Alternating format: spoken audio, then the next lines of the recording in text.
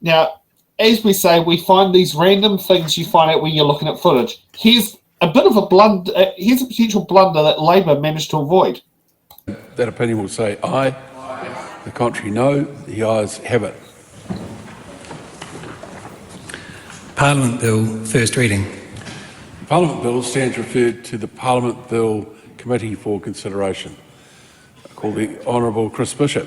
I move that urgency be accorded the introduction in all stages of the Impress Supply second for 2024-5 Bill and the third reading of the Appropriation 2024-25 Estimates Bill, the remaining stages of the Education and Training Amendment Bill, the interrupted debate on the Instruction to Committee for the Smoke-Free Environments and Regulated Products Amendment Bill number 2 and the amendment proposed to it, the introduction, first reading and referral to Select Committee of the Marine and Coastal Area Takata Moana Customary Marine Title Amendment Bill and the Crown Minerals Amendment Bill, the third reading of the Corrections Amendment Bill, the first reading and referral to Select Committee of the Sentencing Reform Amendment Bill and the District Court Judges Amendment Bill, and the second reading of the Contracts of Insurance Bill. Mr Speaker, members will be aware that the House lost a sitting day when we adjourned at the start of this sitting block. With tomorrow having been originally scheduled to be a members' day, this urgency motion is required to get a variety of first readings off to Select Committee, as well as passing three important pieces of legislation. The alternative, being honest with the House, is that we would have been moving urgency on Thursday afternoon going into Friday, and I suspect I have the agreement of the House in saying that people would not be keen on that because of the Members' Day. Understanding orders were required to pass the third reading of the Estimates Bill this sitting week, which is within 4 months of its first reading. We're also passing the Education and Training Amendment Bill to give charter schools enough lead time to open by term 1 next year, so there is some time pressure on having that bill passed. There are 4 first readings, 2 of which have shorter report backs than normal, and we want to make sure that select committees with those bills have as much time as practically possible. We've also made a commitment to pass the Corrections Amendment Bill, sir, this quarter, and we want to proceed through the next stage of the Contracts of Insurance Bill, which does have quite widespread support across the House, so we want to see prompt progress on this. The question is that the motion be agreed to. Those of that opinion will say aye. Aye. To the contrary, no. No. The ayes have it. A party vote is called for. The clerk will conduct a party vote. New Zealand National. 49 votes in favour. New Zealand Labour. Oh, sorry, I missed it. 34 votes in favour. 34 votes opposed. No. Green Party of Aotearoa, New Zealand. 14 votes opposed. ACT, New Zealand. It's in favour. New Zealand First. 8 votes in favour. Te Pāti Māori. 6 opposed. Darlene Tana.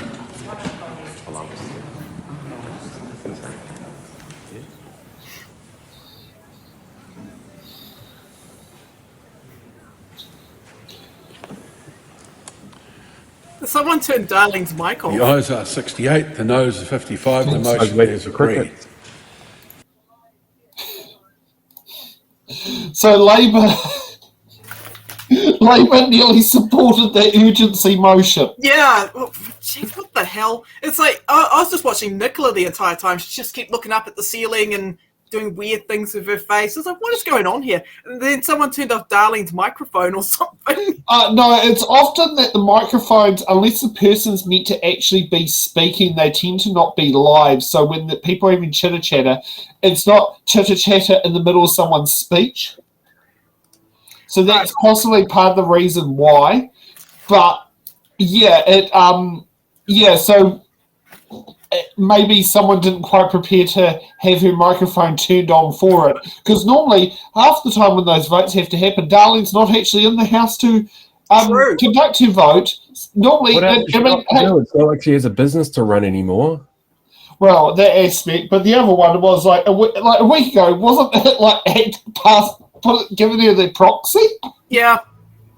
Actually, we did have someone who actually sat there and said, why the hell is the ACT Party supporting Darlene Tana?